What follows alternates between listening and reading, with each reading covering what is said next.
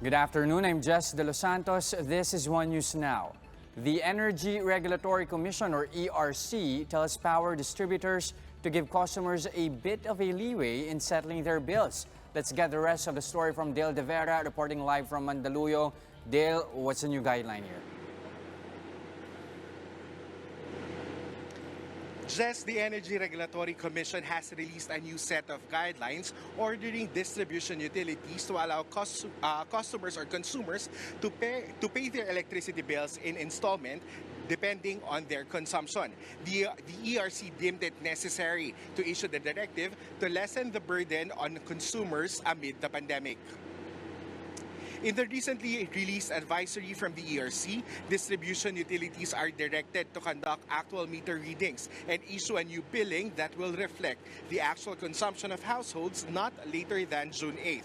For households that consume less than 200 kilowatt hours a month, the power distributor should give them the option to settle their electricity bill that fall under the enhanced community quarantine with a due date not earlier than June 15th in 4 equal monthly installments, while customers who consume more than 200 kilowatt hours a month should be given the option to pay their bill for up to 6 equal monthly payments, with the first payment not earlier than June 15.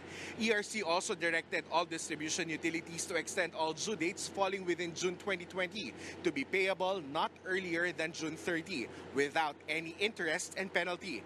Meanwhile, Meralco says that it will follow ERC's order and will also release a new billing based on the new guidelines. Meralco explains that the new bill will reflect the actual consumption for March, April, and May 2020.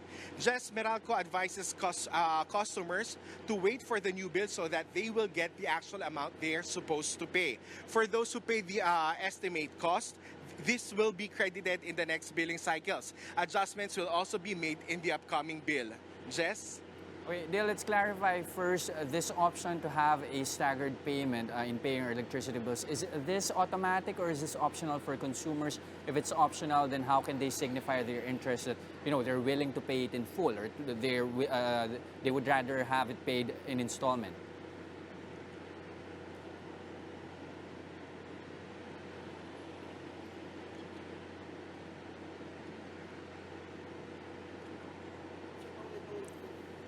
Dale, again, is this... Yes, yung directive na ito ng ERC, kino-cover niya yung buong lahat ng power distribution utilities, including all electric cooperatives. Kumbaga, lahat ng sumailalim sa enhanced community quarantine ay covered nitong bagong guidelines ng ERC. Jess? Okay, at the same time, may sinasabi ba yung directive na bawal mag-disconnect yung mga kumpanya ng kuryente during the pandemic? Or we all know that Meralco has already announced that, nagsabi na sila, hindi sila magpuputol ng kuryente during the pandemic.